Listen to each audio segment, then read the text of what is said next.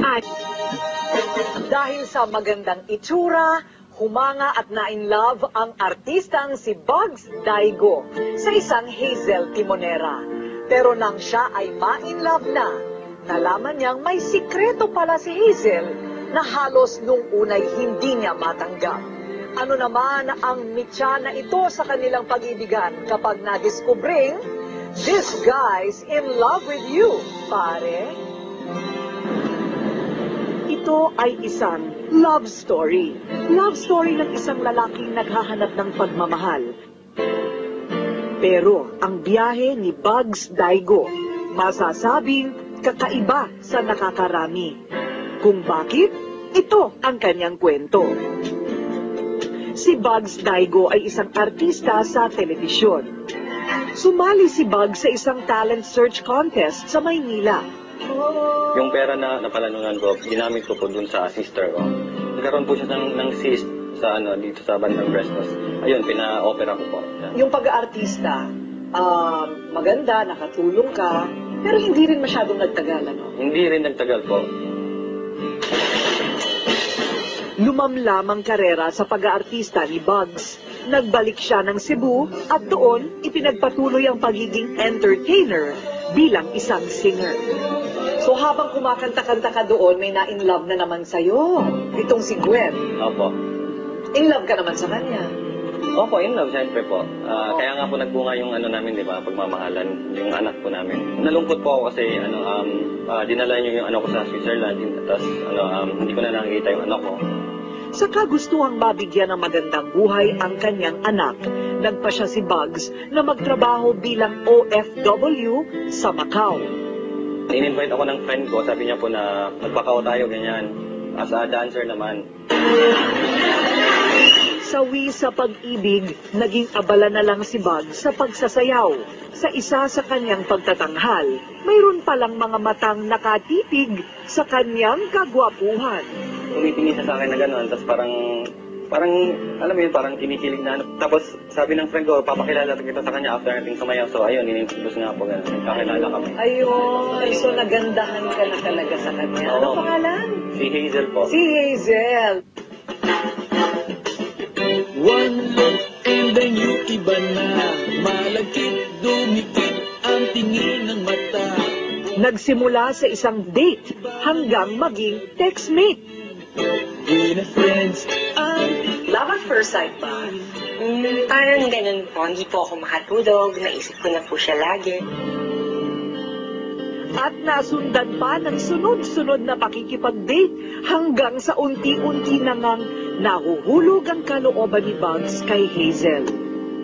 Yung ugali ni Hazel, sobrang bait. Tapos compatible po kami sa isa't isa. May mga parehas po kami na hilig. Hanggang sa nagkaroon ng isang revelasyon. Opo. May nadiskubre ka. Nung sinabi ko sa friend ko na, bro, parang nagustuhan ko na si Hazel, sabi ko gano'n, kasamahan ko po sa trabaho. Sabi niya, bakit? Alam mo na ba ang katotohanan? Sabi niya, ako, bakit? Ano bang meron? Sabi niya gano'n. Sabi niya, trans si Hazel. Hindi naman talaga siya tunay na babae, sabi niya gano'n. So ano ang initial na reaksyon mo sa sinabi ng kaibigan mo? Sobrang nalungkot po ako kasi napamahal na sa akin si Hazel. Sobrang nagulat po ako. Hindi ko po talaga in-expect na ganun po talaga siya. Paano nga ba tinanggap ni Bugs na ang kanyang minamahal na si Hazel ay hindi pala tunay na babae? Ang iba't ibang reaksyon sa kakaibang kwento ng kanilang relasyon sa pagbabalik ng Rated K.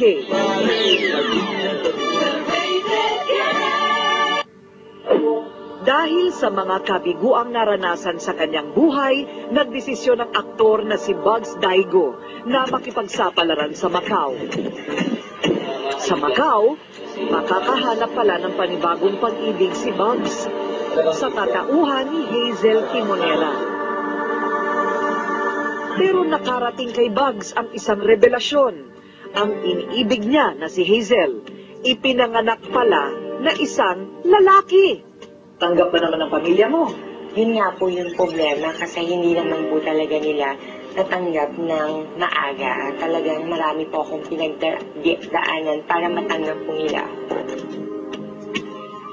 Tama nga mga pisa mo. Dahil hindi tanggap sa pamilya ang pagiging pusong babae, naglaya si Hazel sa edad na 13 anyos. Sumasali si Hazel sa mga gay beauty contest hanggang sa makapunta at makapagtrabaho si Hazel sa iba't ibang bansa sa Asia bilang isang modelo at entertainer.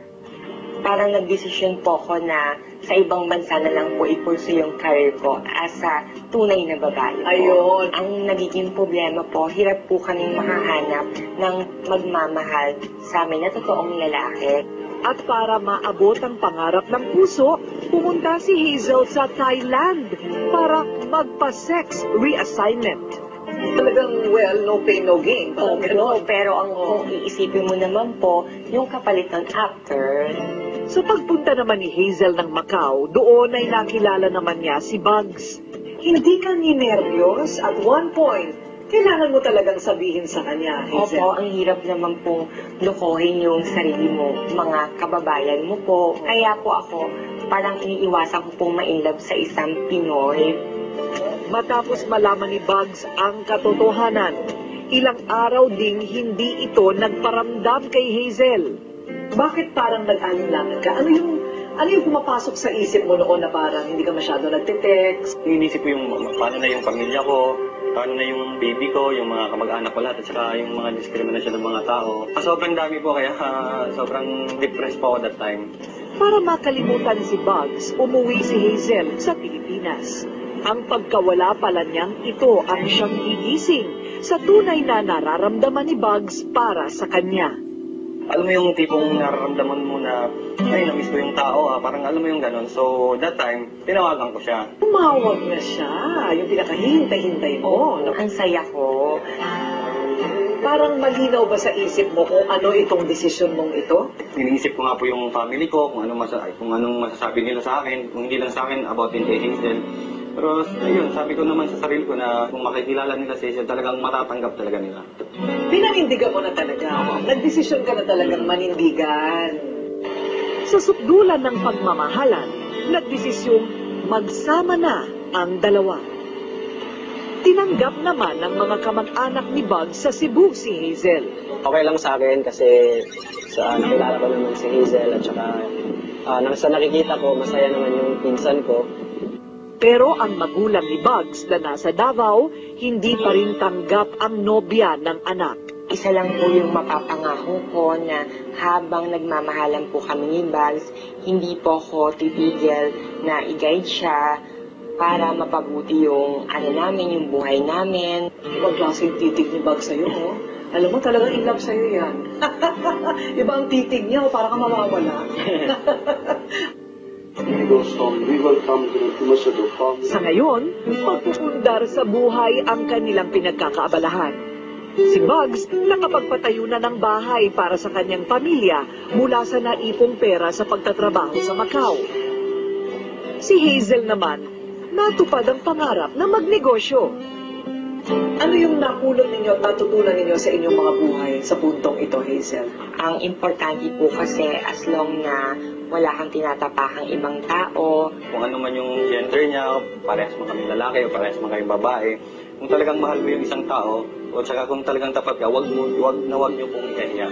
Paglalaban niyo po.